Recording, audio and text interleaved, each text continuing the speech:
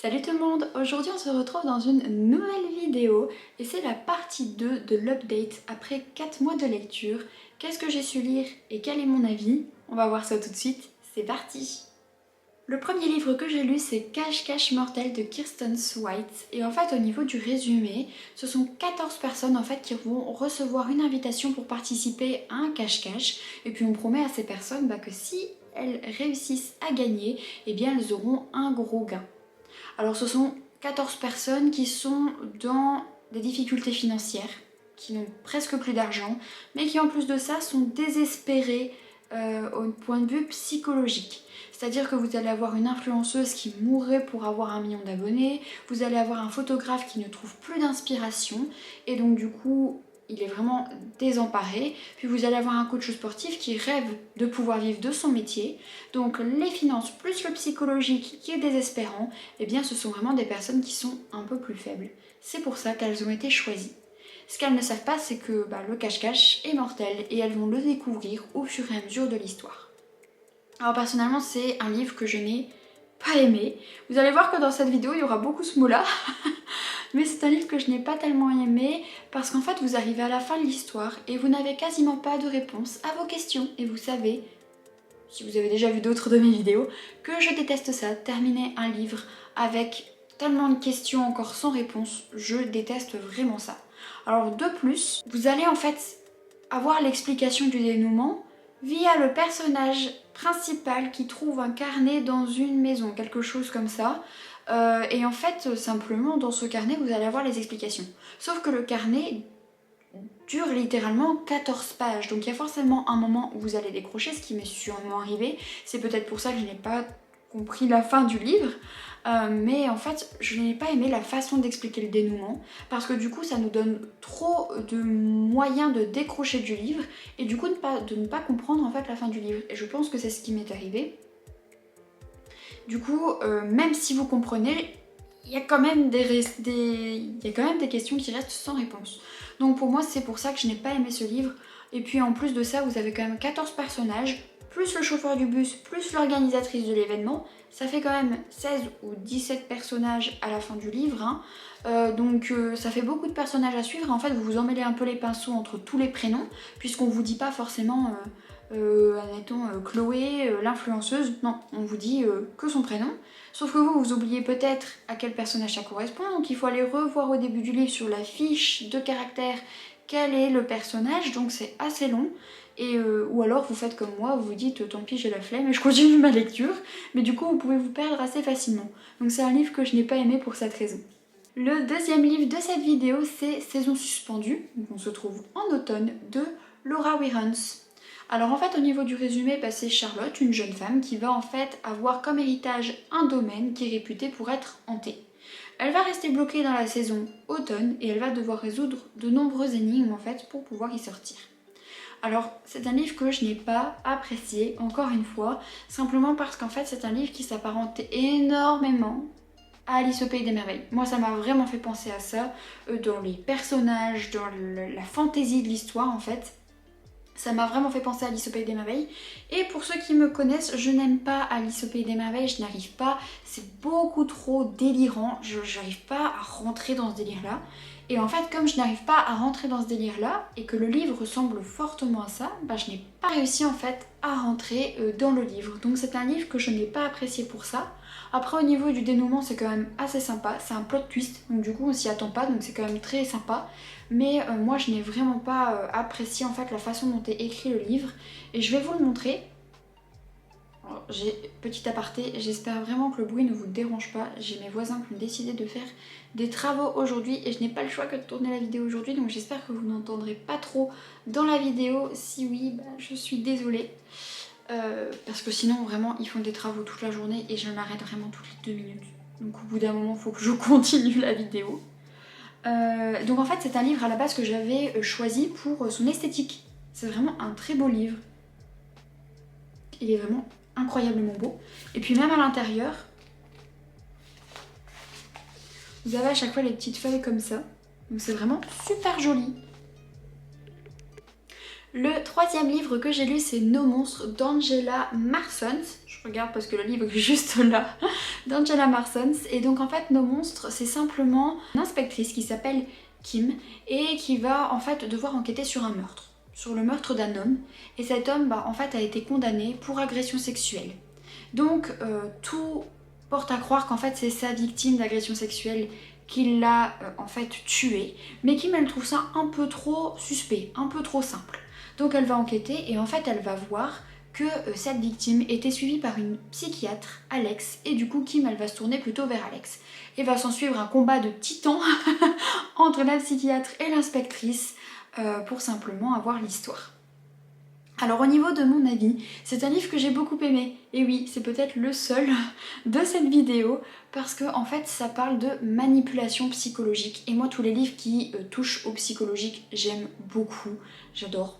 Donc du coup j'ai beaucoup aimé en fait le thème de l'histoire, c'est très bien écrit, c'est très fluide, donc ça va très vite à lire et vraiment c'est très sympa. Au niveau du dénouement, eh bien on le comprend très vite, hein, qui se cache derrière tout ça, mais c'est un livre qui est très sympa à lire, qui est très fluide et moi ça m'a fait énormément de bien de lire un livre fluide, sympa, rapide entre tous les livres que je n'ai pas aimés, donc j'ai beaucoup aimé ce livre.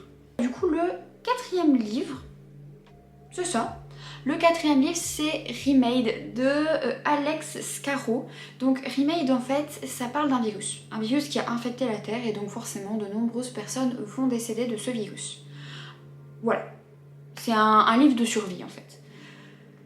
J'ai été assez déçue du livre dans le sens où en fait encore une fois sur la quatrième de couverture on vous dit que c'est un livre qui est parfait pour les fans de The Walking Dead. Je suis une fan de The Walking Dead, j'adore cette série.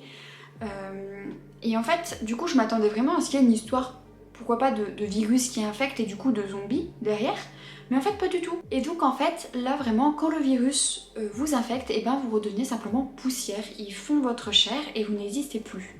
Donc là c'est la petite différence en fait qui moi m'a un peu moins intégrée dans le livre, simplement parce qu'en fait du coup il y a un peu moins ce jeu de survie que dans The Walking Dead.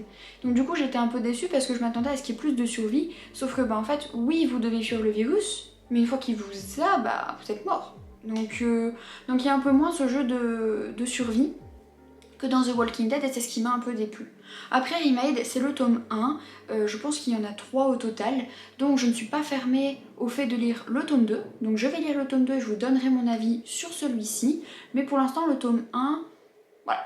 Après ce qui est chouette c'est que à la fin vous avez quand même une énigme qui je pense sera un peu résolue, un petit mystère qui sera résolu dans le tome 2, donc c'est pour ça que je ne suis pas fermée au fait de lire le tome 2. Et ensuite, l'avant-dernier livre, c'est Et je serai toujours avec toi de Armel Job. Et en fait, c'est l'histoire d'un homme qui a un accident de voiture, qui va venir du coup toquer à la porte d'une femme. Cette femme vient de perdre son mari, donc elle va accueillir cet homme à bras ouverts. Et en fait, son mari, avant de mourir, lui avait dit qu'il lui enverrait un signe de lui. L'homme qui a eu un accident s'avère venir de la même ville natale que son mari et il aime la même chanson. Donc elle va juste y voir un signe divin, puisqu'en plus cette personne est chrétienne. Donc elle va juste y voir un signe divin et elle va tomber du coup amoureuse de cet homme parce qu'elle va croire qu'elle a du coup la bénédiction de son mari. Sauf qu'en fait l'homme qui a eu l'accident de voiture n'est pas vraiment ce qu'on croit, il va cacher énormément de choses et au fil du coup du livre on va découvrir ces choses-là. C'est un livre que je n'ai encore une fois pas aimé, parce qu'en fait on va juste suivre le quotidien d'une personne. Un peu comme le livre de la première partie de la vidéo que je vous ai faite la dernière fois, donc la première partie de cette vidéo-ci. En fait, c'est juste la vie quotidienne d'une personne qu'on suit. Moi, ce que j'aime dans les livres, c'est retrouver des histoires qui partent dans le fantasy avec par exemple des vampires, qui partent dans le thriller, qui partent dans la manipulation psychologique, des livres parfois qui peuvent aussi être documentés, mais je recherche pas une vie quotidienne dans un livre. Et en fait, c'est vraiment ce qu'on va suivre, la vie de quelqu'un, et c'est pas ce que je recherche dans mes lectures. Donc j'ai été plutôt déçue de ce livre parce que c'est pas vraiment le type de lecture que je recherche. C'est un livre qui est plutôt lent parce que comme dans toute vie quotidienne, vous pouvez avoir des bonnes nouvelles comme des mauvaises nouvelles, comme parfois rien du tout. Oui, il y a des passages dans la vie où on fait juste répéter ce qu'on fait habituellement, c'est-à-dire généralement aller travailler, dormir, etc., se nourrir. Et donc c'est ce qui se passe dans son livre. Parfois il y a des choses qui vont faire avancer l'histoire et puis parfois il y a des choses qui vont juste stagner. Et donc du coup, en fait je suis arrivée à la fin du livre en me disant ok, j'ai lu tout ça pour ça. Donc j'ai eu un peu l'impression qu'on avait aussi un petit peu bâclé le dénouement, la fin de l'histoire. Et je me suis vraiment dit ok, on a vraiment lu tout ça pour ça. Et c'est vraiment décevant. Le dernier livre de cette vidéo, c'est le guide officiel du jeu Hogwarts Legacy, puisque j'ai joué à ce jeu. Alors, j'ai fait les choses dans le désordre. C'est un guide que vous devez acheter avant de jouer. Vous le lisez pendant que vous jouez au jeu et l'histoire est finie. Moi, je l'ai acheté après avoir joué au jeu. Je l'ai lu après avoir joué au jeu. Donc comment vous dire qu'en fait le guide ne m'a été d'aucune utilité, parce qu'en fait dans le guide on vous donne des solutions, on vous donne des astuces. Bon, il y a aussi les descriptions de certains personnages, mais c'est un guide qui avant tout a été fait pour vous donner des astuces et des solutions. Alors comment vous dire que quand du coup moi j'ai lu le livre, j'ai compris pourquoi parfois je mourais 5 fois sur la même quête. C'est parce qu'en fait parfois il fallait juste mettre le sort d'invisibilité et puis bah moi je voulais juste y aller quoi. Donc je voulais absolument tuer tout le monde. Et puis en fait bah parfois il fallait pas. Il fallait juste mettre le sort d'invisibilité. Donc je comprends mieux pourquoi j'ai passé parfois plusieurs minutes sur la même quête. Pourquoi parfois je suis restée bloquée. Mais du coup, c'est un livre qui m'a été d'aucune utilité, hein. Autant vous le dire, je l'ai lu après avoir joué, donc il n'a pas trop rempli son job. Donc je trouvais ça sympa parce qu'il y avait la description de certains personnages, donc c'est pas perdu de l'avoir lu. Mais du coup, c'est d'habitude, tous les livres Harry Potter, je les garde, mais celui-là, je pense que je le garderai pas parce que du coup, il m'a été d'aucune utilité. Voilà, donc c'est la fin de cette vidéo. C'est également la fin de l'update de 4 mois de lecture. Alors je sais que pour certains ce sera peut-être pas beaucoup, puisqu'il y a 12 livres en tout. Je sais que pour d'autres ce sera au contraire beaucoup. Je pense qu'avec mon train de vie actuel, c'est quand même pas mal ce que j'ai réussi à lire. Oui, j'en suis pas peu fière d'avoir réussi à lire quand même 12 livres.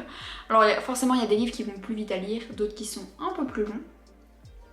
N'hésitez pas du coup à liker cette vidéo, à vous abonner, à me dire dans les commentaires si vous avez lu ces livres et quel est votre avis dessus.